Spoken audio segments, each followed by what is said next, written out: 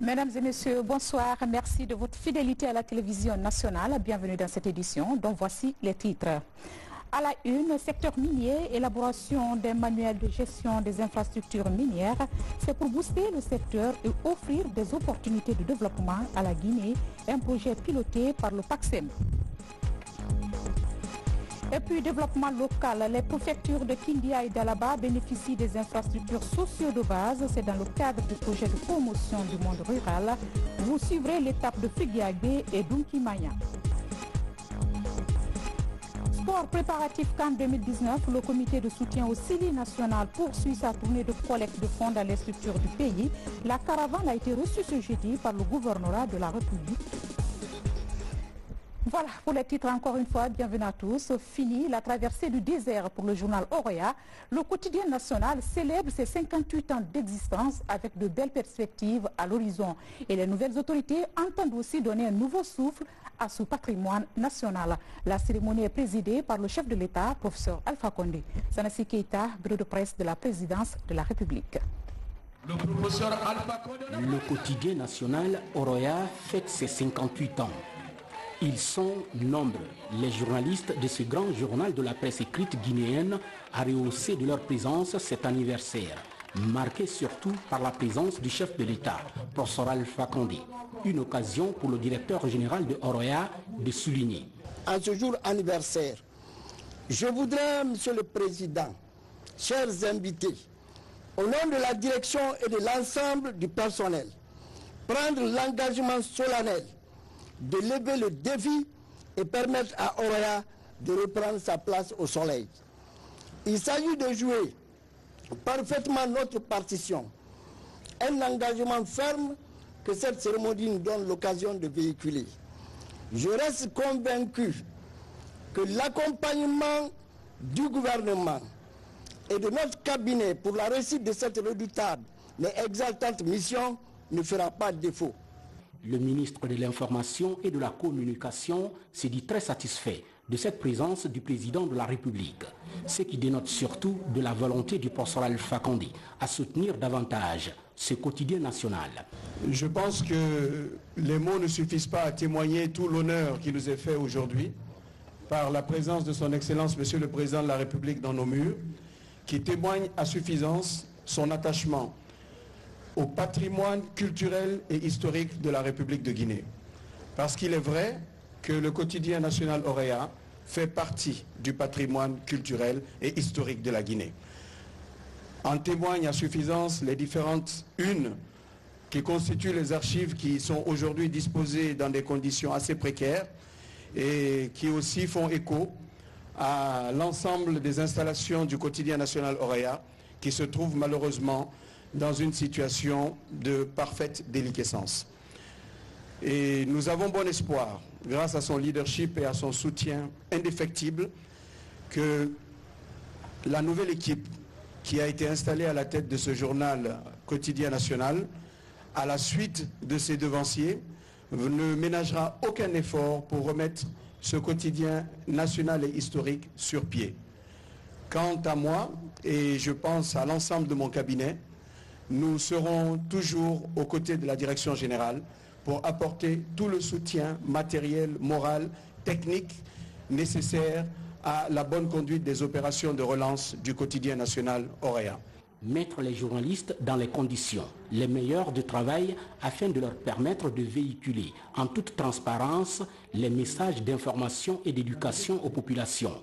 C'est en substance ce qu'a souligné le chef de l'État en ce jour anniversaire du journal Oroya. Il faut qu'on donne les moyens à la presse nationale d'être à la hauteur de son rôle et d'informer les populations de façon objective, sans prise parti, mais de façon objective en disant la vérité. C'est ça leur rôle, parce que le journaliste doit servir à l'éducation des populations. Surtout que 70% de la population est jeune, ils ne connaissent pas l'histoire de la Guinée, ils ne connaissent pas le passé. Donc, les journaux, ça veut dire que vous devez bien tenir vos archives pour que les étudiants qui veulent faire des thèses puissent venir les consulter sans difficulté. Mais le mieux, c'est de les numériser. Parce que nous sommes à l'époque de nouvelles technologies. Comme ça, au moins, on n'aura plus besoin de venir chercher des papiers, mais au moins, n'importe qui peut, à travers son téléphone, avoir accès aux archives. Parce que quand vous numérisez, c'est aussi avoir un site pour que quiconque veut consulter ne soit pas obligé de se déplacer, mais qu'il puisse consulter. Le président de la République a enfin visité toutes les installations de ce quotidien national. Une manière pour professeur Alpha Condé de mieux s'imprégner des conditions de vie et de travail des hommes de médias de ce journal, créé le 18 avril 1958. Mais bien avant, le président de la République, professeur Alpha Condé, a reçu en audience au palais Sékou Touré les responsables du groupe turc Hisar Construction Industrie. Les travaux publics, l'énergie et la construction de stades de football étaient au cœur de la rencontre. Sanassi Keïta, bureau de presse de la présidence de la République. Au menu des discussions entre le président de la République, professeur Alpha Condé, et ses hommes d'affaires turcs du groupe Hisar Construction Industrie, l'énergie, les travaux publics et la construction du stade de football. En tant qu'homme d'affaires turc, on est très ravis d'être là en Guinée aujourd'hui. L'objectif de notre visite est tout d'abord de voir les opportunités qu'on peut avoir avec ce beau pays qui est la Guinée. Après notre entrevue avec son Excellence le Président de la République, on a eu des échanges très fructueux et on aimerait offrir nos services à ce beau pays qui est la Guinée. La construction, l'énergie, en même temps, on aimerait aussi offrir nos services pour la construction des stades qui seront prévus pour la CAN de 2025 ici en Guinée. Les responsables de cette société turque ont par ailleurs manifesté leur engagement au chef de l'État de s'implanter en Guinée pour appuyer le gouvernement dans la réalisation de ces nombreux projets de développement en faveur de l'ensemble des Guinéens. Et ce communiqué du bureau de presse de la présidence de la République incendie à Notre-Dame de Paris. La présidence de la République rejette les allégations de certains médias. Suite aux fausses nouvelles relayées par plusieurs médias faisant état de la contribution de l'État guinéen dans la restauration de la cathédrale Notre-Dame de Paris, le bureau de presse de la présidence tient à démentir fermement de ces allégations et invite les journalistes à se référer à lui chaque fois qu'il sera en possession de telles informations. Le bureau de presse réitère qu'il n'a jamais été question d'une contribution quelconque dans la restauration du monument historique dont il déplore par ailleurs le sinistre survenu. Booster le secteur minier et offrir des opportunités de développement à la Guinée, c'est l'objectif visé par le programme d'appui à la gouvernance minière. Ainsi, l'élaboration d'un manuel de gestion des infrastructures va permettre de faire bénéficier à l'administration du secteur les bonnes pratiques de gestion. Abdoulaye Diallo, compte rendu. Depuis l'avènement de la Troisième République, d'importantes réformes sont opérées dans le secteur minier guinéen. Des réformes qui ont permis d'attirer les investisseurs et de booster ce secteur pourvoyeur de devises et d'emplois. Des infrastructures ferroviaires et portuaires sont aménagées en vue de faciliter le transport du minerai. Lorsqu'on a des infrastructures ferroviaires et portuaires, ça va déjà réduire les coûts des projets. Ça va réduire les délais de réalisation des projets. Donc si ces infrastructures qui sont conçues pour pouvoir transporter et évacuer les produits miniers sont mises en place, bien suivies, ça va faciliter l'obtention d'avantages majeurs dans la réalisation des projets qui sont aujourd'hui en place. Pour améliorer la gestion de ces infrastructures minières, un manuel est élaboré. Il couvre l'ensemble des procédures et mécanismes permettant leur exploitation rationnelle. Ce manuel prend aussi en compte les dispositions contenues dans l'accord multi-utilisateur et le contrat d'opération portuaire portant respectivement sur le chemin de fer et le port de Kamsar. L'utilité de ce manuel, c'est donc de permettre à des gens qui n'ont pas forcément de connaissances industrielles ou d'ingénieurs sur les infrastructures, de comprendre comment fonctionnent des infrastructures portuaires et minières et ferroviaires, et d'être capable de les regarder dans une perspective d'inspection de façon appropriée et informée. Ce manuel va permettre à toutes les entités, au port de Conakry, au port de Kamsar, d'entretenir régulièrement ces installations pour pouvoir drainer, pour faciliter le drainage des mines de la carrière vers le port jusqu'à leur embarquement vers les pays d'exportation. Ce manuel devrait permettre au projet d'appui à la gouvernance dans le secteur minier d'offrir au cadre des départements impliqués dans la gestion des mines des outils de référence. Une opportunité pour eux de réduire les problématiques liées à la gestion des infrastructures auxiliaires aux mines. Le ministère des Travaux publics dispose désormais d'un système d'information routier, une plateforme électronique qui va faciliter la collecte et la remontée des informations liées au réseau routier national. C'est un outil public accessible à toutes les structures déconcentrées du département. Mamadi Terna Kamsoto. La Guinée dispose de 7463 km de route nationale, 9712 km de route préfectorale et 21 807 km de route communautaire selon les chiffres officiels. Pendant ce temps, 71 513 km de route sont dans la catégorie des routes non classées. Pour mieux coordonner et planifier les programmes d'entretien et d'investissement sur le réseau routier national, la Guinée se dote d'un système d'information routier. L'outil est partagé ici avec les cadres du ministère des Travaux publics par des experts de l'Union européenne. La plateforme est une sorte de base de données routières pour la remontée des informations des structures déconcentrées vers l'administration centrale.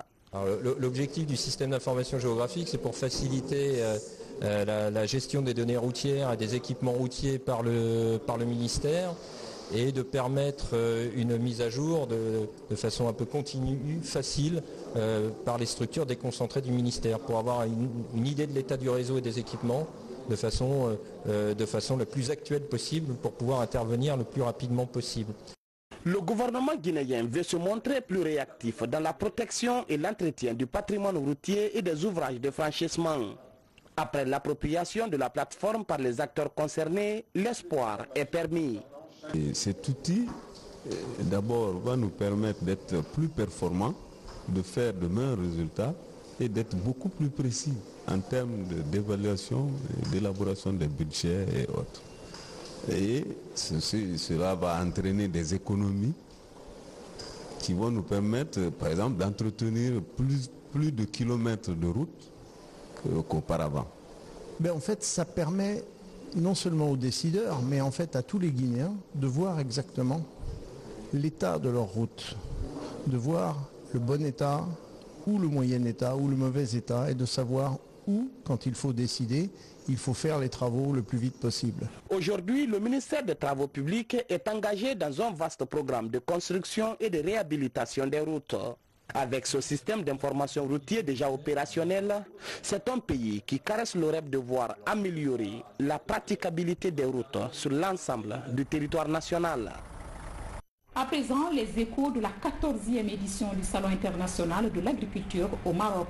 Pour créer la richesse et l'emploi, le royaume chérifien avec son plan Maroc vert mise sur son secteur rural. Les investissements sont énormes et les résultats inspirent les autres pays d'Afrique.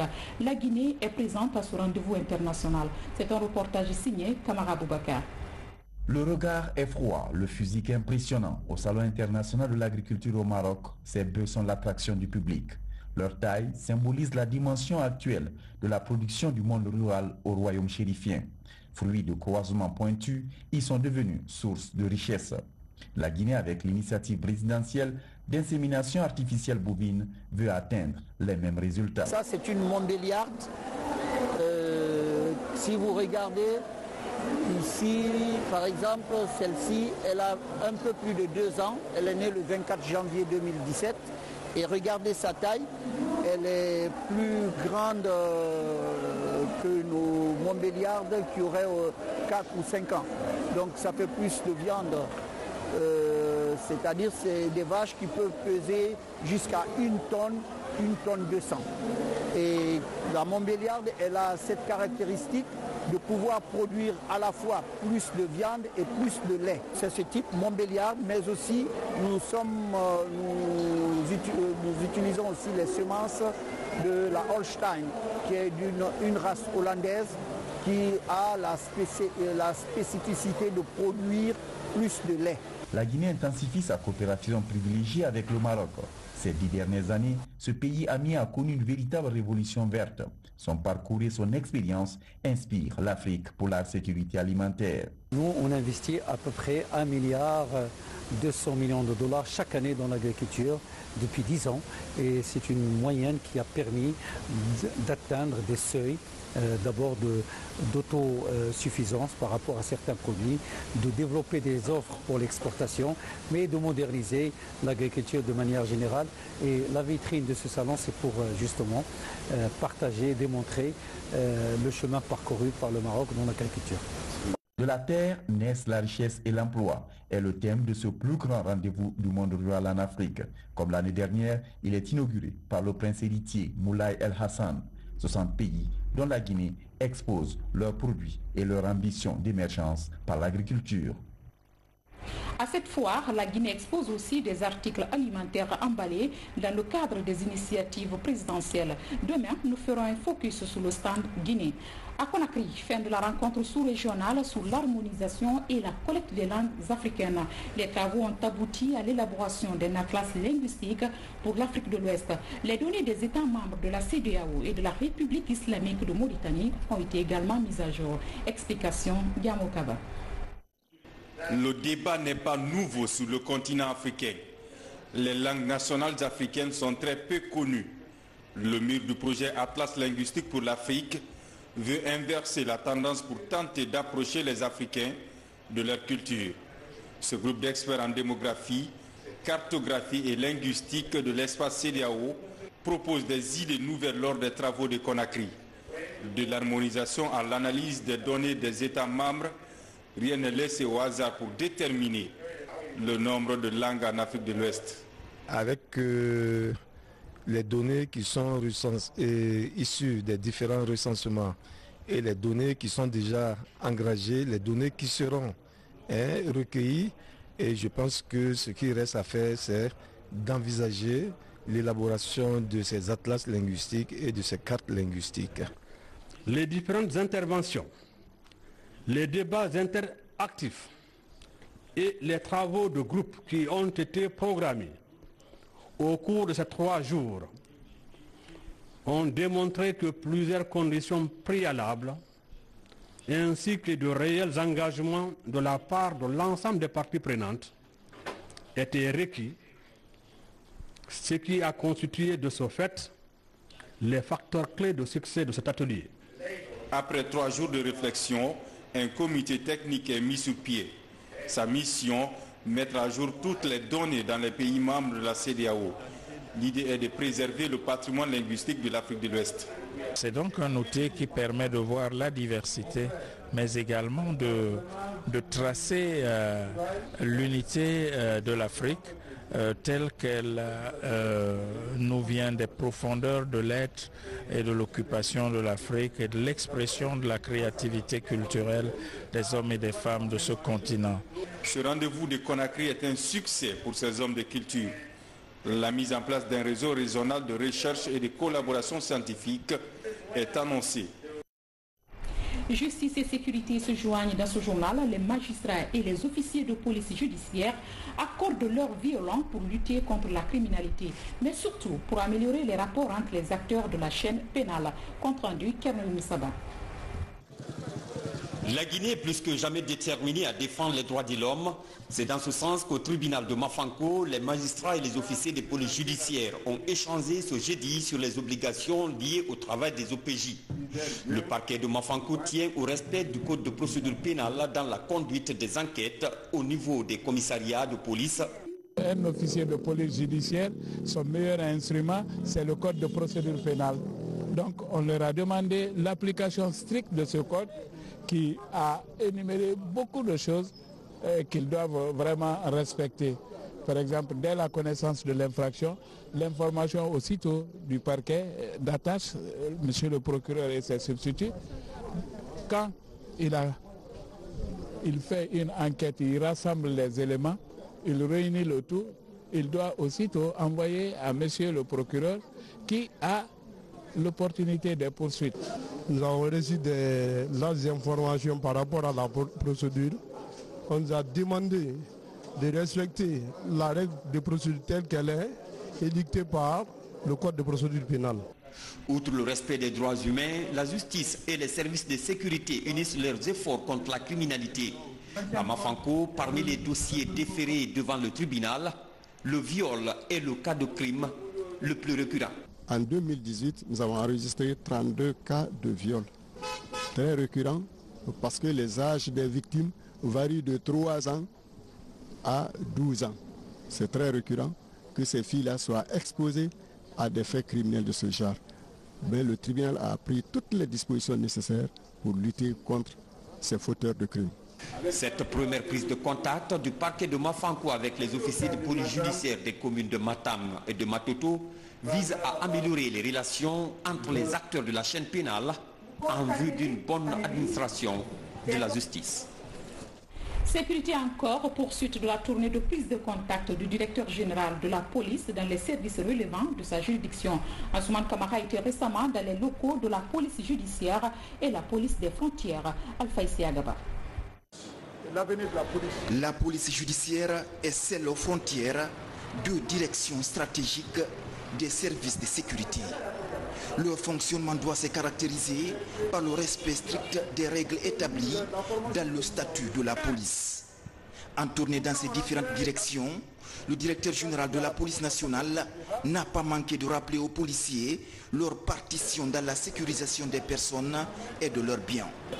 À la police judiciaire, par exemple, des conseils allant dans le sens de l'élaboration des procès-verbaux et de la procédure pénale sont donnés aux auxiliaires de justice.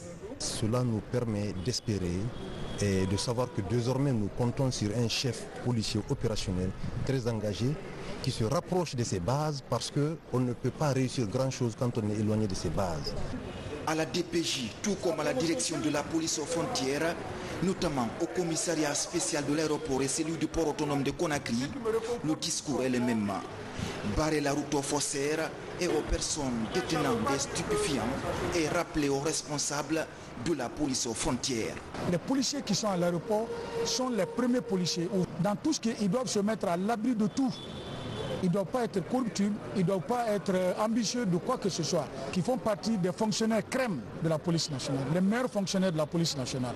Ça veut dire que si avant les fausseurs avaient la possibilité de fausser la page d'identité, mais aujourd'hui ils n'ont pas la possibilité de le faire. Non seulement le document il est sécurisé, mais le circuit de la délivrance aussi également est sécurisé. Cette tournée intervient après celle des commissariats spéciaux et centraux de Conakry.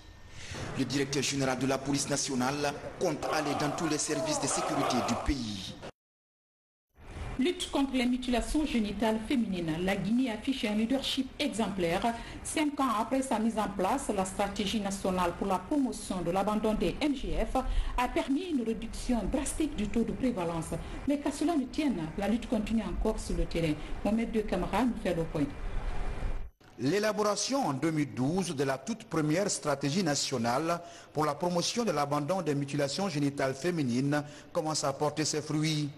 Sa mise en œuvre a permis de revoir à la baisse la prévalence au MGF passant de 96,8 à 95% des femmes victimes de la pratique, indique l'enquête démographique de santé de 2018. À partir de là, nous allons, si vous voulez bien, dans nos stratégies d'intervention ciblées, la tranche d'âge de 0 effectivement à 14 ans. Ok, 0 à 14 ans. Et nous souhaitons, après 5 années de mise en œuvre, nous souhaitons avoir une régression de la prévalence au niveau de cette tranche d'âge de au moins 15%. Ce résultat positif est obtenu grâce à la conjugaison des efforts consentis par les acteurs impliqués dans la lutte. Aujourd'hui, une nouvelle stratégie pour l'accélération de l'abandon des MGF à l'horizon 2019-2023 est lancée. Il ne s'agit pas d'aller contre les traditions africaines, il ne s'agit pas d'aller contre les religions, il s'agit d'agir avec nos parents dans les villes et villages, d'agir avec les leaders religieux pour permettre à chacun d'entre nous de mieux comprendre les conséquences de ce fléau-là. Et donc les Nations Unies accompagnent la Guinée dans ce processus-là. Franchement, le leadership qui a été affirmé par les autorités guinéennes est non seulement exemplaire, mais c'est aussi à la hauteur des difficultés et des défis qui se présentent dans ce cadre-là. Le gouvernement, à sa tête, Monsieur le Président de la République, est déterminé à finir carrément terminer avec cette pratique surannée. Et cela, nous allons travailler avec les communautés, les affaires religieuses, bien sûr, pour pouvoir amener nos communautés à comprendre la nécessité d'abandonner cette pratique qui affecte dangereusement la santé et la vie de millions de petites filles guinéennes. Privilégier l'approche communautaire, mais aussi l'implication des religieux pour une large sensibilisation sur les conséquences de cette pratique qui affecte la santé des femmes et des filles. Deuxième journée des travaux du Forum de l'étudiant guinéen. La particularité cette année est l'introduction des masterclass, un programme innovant qui permet aux différentes personnalités d'étaler leur parcours aux élèves et étudiants afin de les amener à suivre leur propre chemin. Reportage signé Francis Collier. Le masterclass est une autre stratégie du Forum de l'étudiant guinéen qui part du parcours des personnages influents. Tout a commencé par le président de la République qui est parti de son expérience pour encourager la jeunesse à plus de responsabilités dans le travail. À sa suite, plusieurs autres personnalités ont raconté leur histoire pour inspirer ses élèves et étudiants. Parmi ces personnalités, le gestionnaire du projet Bossège, le député américain Charles Fall d'origine guinéenne et tant d'autres. Donc l'idée, c'est de dire qu'on peut ne pas être très privilégié et arriver par les études, ça c'est un. Deuxièmement, je leur ai expliqué aussi, dans toute chose, il faut de la détermination. Il faut être déterminé si on veut faire quelque chose. Il faut être déterminé, il faut de la patience et puis aussi il faut de la persévérance. Le courage et la patience avec lesquels ces hommes ont su surmonter des obstacles dans leur parcours pour parvenir à leur but inspirent ces jeunes. J'ai beaucoup appris au fait. J'ai appris pour être mieux demain, il faut la confiance en soi, il faut la détermination et puis le partage. J'ai compris qu'on peut étudier en Guinée et réussir dans notre propre pays sans pour autant partir quelque part. J'ai compris qu'en Guinée, en restant en Guinée, si toutefois nous avons de la détermination, si toutefois nous avons de la conviction, si toutefois nous avons de la persévérance et si toutefois nous avons de la patience, nous pouvons réussir en Guinée et servir notre pays avec toutes les formes possibles. Ce partage d'expérience avec ses élèves et étudiants est une manière de les amener à comprendre que tout ce qui se fait avec responsabilité paye toujours, à condition d'être déterminé et d'aller jusqu'au bout. Le développement, c'est aussi dans l'arrière-pays où se poursuit actuellement le projet de la promotion rurale. Dans les préfectures de Dalaba et Kindia, par exemple, plusieurs infrastructures sont en cours de réalisation. Il s'agit entre autres des forages, des aménagements hydro-agricoles et le reprofilage des pistes rurales. Ousmane Ba, Sadoubari. À Dalaba, la perle du Fouta Djallon, le projet de développement rural intégré pour la relance de l'horticulture et forage suit son petit bonhomme de chemin. Dans la préfecture, 75 pistes rurales sont en cours de reprofilage et 7 mini-adductions d'eau potable seront réalisées. Pour améliorer la production des cultures vivrières et maraîchères, le projet mise sur la rénovation du centre horticole de Duntimagna. Créé en 1981, ce centre était tombé en ruine par manque d'entretien. Sa relance permettra d'approvisionner les différentes filières en semences de qualité et de former les paysans pour un meilleur rendement de leur production. Ce qui est prévu d'être implanté dans ce nouveau centre, des infrastructures et beaucoup d'aménagements, plus les pistes aujourd'hui qui sont en train de se réaliser, la commune ne fait que se réjouir.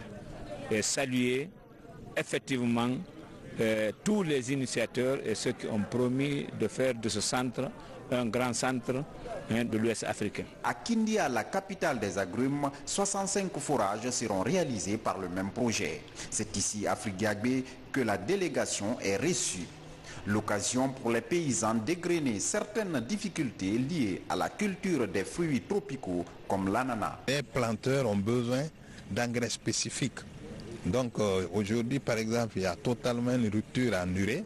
Ça va causer beaucoup de dommages pour les plantations, surtout celles qui sont destinées à l'exportation. Ils ont besoin de canaux, ils ont besoin d'eau, ils ont besoin de domaines aujourd'hui et ils feront des rendements exceptionnels, c'est possible.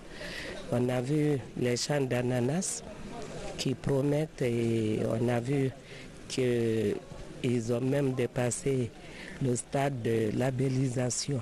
Donc je me dis que ça va. Pour permettre aux paysans de tirer profit de leur production et valoriser l'ananas guinéen, le gouvernement réalise des travaux de rénovation pour la relance de l'usine de jus de fruits de Daboya à Frigiagbé. C'est une première, une grande première. La Guinée dispose désormais d'un manuel où sont répertoriés les différents types d'espèces du pays. Ce document facilite aussi le travail des équipes qui luttent contre le trafic illicite des ressources naturelles sur terre et en mer. Mahmoud Alpha Baldé apporte plus de précisions. 3 jours de débats et de compilation de travaux déjà réalisés sur le terrain par différentes organisations engagées dans la protection des espèces de faune et de flore permettent désormais à la Guinée d'avoir une idée sur son potentiel dans ce domaine. À ce jour, 729 espèces de mammifères, oiseaux et reptiles sont répertoriées. Parmi elles, 126 sont en voie de disparition. Donc c'est très important parce que sans cette liste, les acteurs qui évoluent dans le domaine environnement dans le pays peuvent avoir des difficultés de fois quand ils rencontrent de ces espèces, même en disant aux sociétés, aux consorts qui font des activités et qui peuvent impacter ces espèces, que ces espèces sont menacées.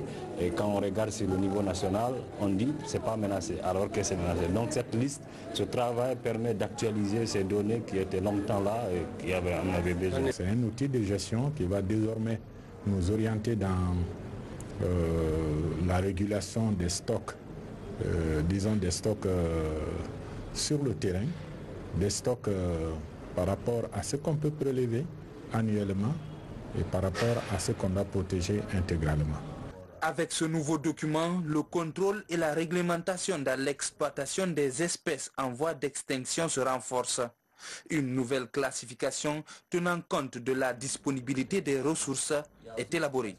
Il y a des espèces qui sont intégralement protégées. Si nous ne prenons pas garde, elles vont disparaître parce que c'est comme un chaînon. Dès qu'un chaînon manque, c'est toute la chaîne vraiment qui va en pâtir. Donc il y avait nécessité de faire cette classification par des espèces, en espèces intégralement protégées, en espèces partiellement protégées, et un troisième groupe où il y a l'abondance. À travers ce nouveau guide, les responsables environnementaux guinéens comptent booster le processus de réintégration de la Guinée au sein de la Convention CITES qui regroupe les pays qui luttent efficacement contre le trafic des espèces protégées. Du côté de Paname, la diaspora guinéenne se mobilise pour apporter sa contribution dans l'édification du pays. Un mécanisme est mis en place pour faciliter l'opération. Ces Guinéens de France bénéficient déjà de l'accompagnement d'une banque pour le transfert de fonds et le financement des projets de développement. Les images de Mohamed Souma sont commentées par Mamadou Saliba. Loin de leur pays, les Guinéens de France se retrouvent pour échanger sur le développement économique et social de la Guinée. Ils bénéficient du soutien de la Banque islamique de Guinée. La structure va accompagner la diaspora guinéenne de France dans le transfert des fonds vers la Guinée. Nous avons décidé, compte tenu d'une étude qu'on a effectuée par rapport à l'implication de la diaspora pour le développement socio-économique des pays du Sud, décidé de lancer une plateforme électronique permettant à la diaspora guinéenne d'ouvrir des comptes à distance, de pouvoir épargner en Guinée, mais par la suite de pouvoir bénéficier du financement de la Banque islamique de Guinée dans le cadre de lancement de projets générateurs de ressources, générateurs de revenus, mais aussi pour l'acquisition de biens immobiliers. Et je trouve qu'on a tout à gagner à faire des transferts par le biais des institutions financières, ça permet non seulement de sécuriser ces transferts, mais ça peut dans certaines mesures permettre même de réduire ses impôts en France à travers les déductions fiscales. Cette rencontre d'échange a permis aux Guinéens de France d'approfondir les réflexions sur leur participation dans le processus de développement de leur pays. Désormais, ils pourront faire des transactions financières sécurisées pour financer des projets de développement en Guinée. La diaspora est une chance pour la Guinée, est une force pour la Guinée.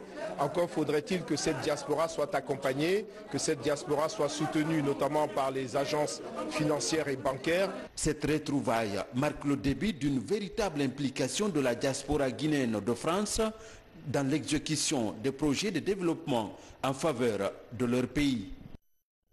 De l'humanitaire à présent, 40 tonnes de vivres et autres articles destinés aux sinistrés de Farana et de Kissidougou, un geste du ministère de l'administration du territoire, c'est pour soulager les populations récemment victimes d'incendies.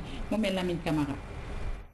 Quelques mois après les incendies ravageurs dans les 5 localités rurales de Farana et de Massamaya dans la préfecture de Kissidougou, les agents humanitaires du ministère de l'administration du territoire apportent 40 tonnes de vivres en guise d'assistance aux victimes.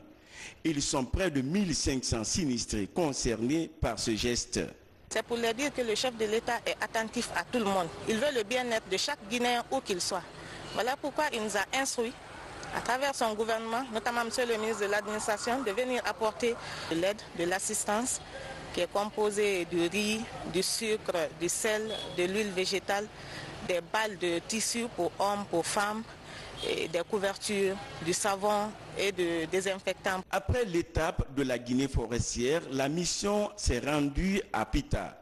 Dans cette localité, elles sont plus de 600 personnes victimes des feux mystérieux. Nous venons de recevoir plusieurs quantités de vivres et de non-vivres. Nous disons merci au président de la République. Nous nous sommes rendus compte qu'il veille sur sa population. C'est aussi l'occasion de vous rassurer que ces vivres et non-vivres iront aux ayants droit. Et que, comme l'a dit M. le sous-préfet, ils ne feront pas objet de litige et de problèmes.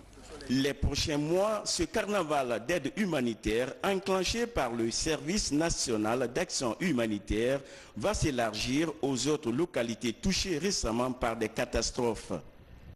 Préparatif Cannes 2019, le comité du CILI national poursuit sa tournée de collecte de fonds. Il s'est rendu successivement au gouvernorat de la ville de Conakry et dans d'autres départements ministériels. La tournée vise à mobiliser des fonds et réunir les Guinéens autour de l'équipe nationale. Gare Diallo, Ousmane Kamara signe ce reportage.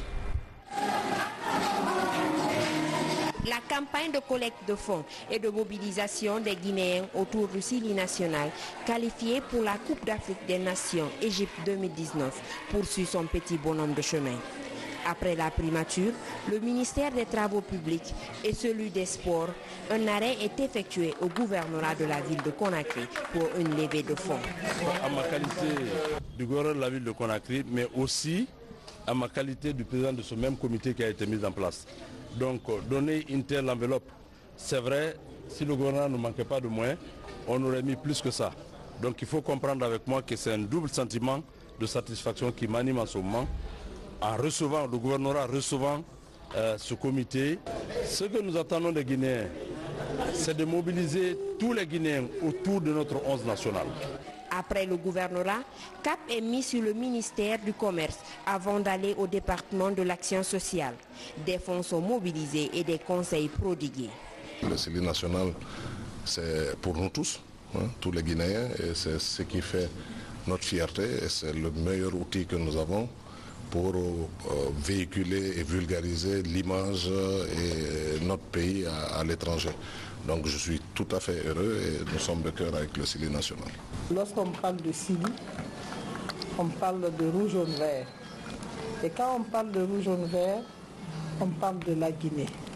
Et lorsqu'on parle de la Guinée, on parle des enfants, des personnes âgées, des handicapés, mais surtout les femmes. Parce que c'est nous qui mettons au monde toutes ces populations. Cela dit en leur nom Je vous remets cette modeste contribution et leur dire que lorsqu'ils seront sur le stade, de penser aux 5 francs, 500 francs, 1000 francs que les couches vulnérables ont donnés pour pouvoir les motiver à rehausser la tête, à défendre l'honneur de la Guinée, la dignité guinéenne. Cette collecte intervient au moment où notre pays connaît désormais ses prochains adversaires. La Guinée, logée dans le groupe B, affrontera le Nigeria, le Burundi et Madagascar.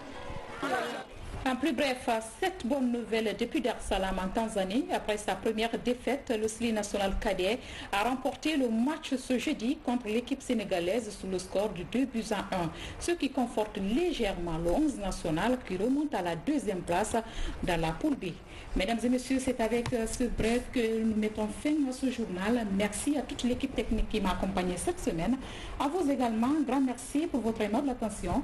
Retrouvez l'info sur www.rtgcoloma.info et à très vite.